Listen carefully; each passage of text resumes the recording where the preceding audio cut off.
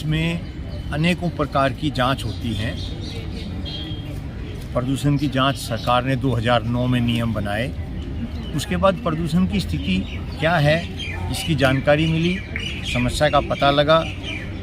जब किसी चीज़ की जांच होती है, जब किसी चीज़ के संबंध में जानकारी निकाली जाती है, तो तथ्यों के आधार पर उसकी जो समस्या है आती है तो उसका समाधान होता है। जैसे प्रदूषण का अभी समाधान होने लग रहा है और उसमें बहुत सा अंतर आ गया है।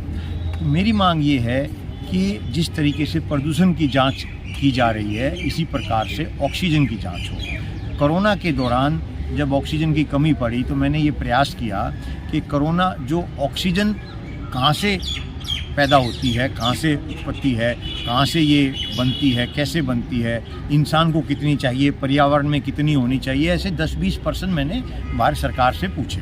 तो भारत सरकार ने कोई ख़ास जवाब नहीं दिया, पत्र को स्थानांतरित कर दिया गया आरटीआई को। तो अभी मुझे लगभग 3 महीने पहले ये सरकार ने लिख के दिया कि प्रदूषण जो ऑक्सीजन है, ऑक्सीजन जो है वो कितनी होनी चाहिए, इन्होंने लिखा है कि ये पूरा जानकारी दिया, इतनी ऑक्सीजन होनी चाहिए, इतनी नाइट्रोजन होनी चाहिए, ये होनी चाहिए, ये मुझे दे दिया। लेकिन ताज्जुब की बात ये है, इन्होंने मुझे ये लिख के दे दिया नीचे, ऊपर दी गई जानकारी इंटरनेट के माध्यम से ली गई है, यह जानकारी इस प्रभाग के पास उपलब्ध नहीं है। मतलब ये अपने पास कोई जानकारी भारत सरकार नहीं रखती है ऑक्सीजन के विषय में।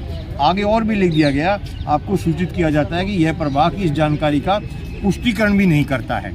मतलब जो जानकारी इंटरनेट से निकाल ली गई है वो जानकारी सही है, नहीं है, गलत है, क्या है, ये भी उनके पास जानकारी नहीं है। तो इससे बड़ा ताज्जुब क्या होगा, भारत सरकार और सभी देशों जो हैं चांद पर ऑक्सीजन ढूंढ रहे हैं कि चांद पे मनुष्य कैसे रहे, ज़मीन पे कैसे जीवित रहे, ये अभी तक तय नहीं कर पाए हैं। इंसान को 3 से 4 मिनट में मृत्यु हो जाती है अगर ऑक्सीजन ना मिले तो। खाना पाना दानी के बारे में 10-5 दिन तक जीवित रह सकता है। तो ये बहुत ताज्जुब की बात है कि सरकार अभी तक पर्यावरण में ऑक्सीजन नापने के यंत्र नहीं लगा पाए। ऐसे ये हमारे पास प्रदूषण नापने का यंत्र है, दिखाइए। इस प्रदूषण में अभी जो यहाँ का आ रहा है वो 40, 50, 80 ये समय समय पे बदलता रहता है। यहाँ पे जो ये है PM 2.5 ये 100 तक था अभी यहाँ पर, अभी कुछ कम आ रहा है इसमें अभी इसमें। तो यहाँ पर इसी तरह के जो यंत्र हैं वो यंत्र देश में लगे, प्रदूषण जैसे लगे हुए हैं ऐसे ही ऑक्सीजन नापने के यंत्र लगें और ऑक्सीजन की स्थिति अगर गंभीर पाई जाती है तो उसका समाधान किया जाए। समाधान अनेकों प्रकार से होता है, वृक्ष लगाए जा सकते हैं। जो इंसान को ऑक्सीजन चाहिए वो ऑक्सीजन सिर्फ पर्यावरण से ली जाती है। जितने ऑक्सीजन के यंत्र लगाए गए हैं हर एक ज़िले में भारत सरकार ने लगाए हैं, राज्य सरकारों ने, उसमें से जो ऑक्सीजन निकालते हैं वो हवा से निकालते हैं और हवा से ऑक्सीजन जो आती है वो पेड़ों से आती है। तो जब समस्या का पता लगेगा तो उसका समाधान होगा और समाधान होगा तो ये इंसान के लिए सबसे ज़रूरी है। इंसान की जो अगर इसकी स्थिति खराब है तो इंसान की बहुत अधिक बीमारी आने की संभावना है। अगर ऑक्सीजन पर्यावरण में कम है तो बीमारी का जो मुख्य कारण है जो बढ़ रही है ये भी हो सकता है। इनकी स्थिति में बहुत ज़्यादा अंतर आया है।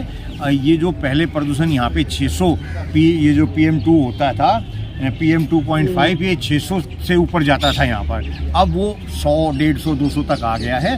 तो प्रयास किया सरकार ने, यहाँ पे भी प्रदूषण साफ करने का ये यंत्र लगा हुआ है। ऐसे ही बहुत से यंत्र लगाए गए हैं, जो किया जा रहा है वो एक सराहनीय है और उससे समस्या का समाधान हुआ है। ऐसे ही ऑक्सीजन का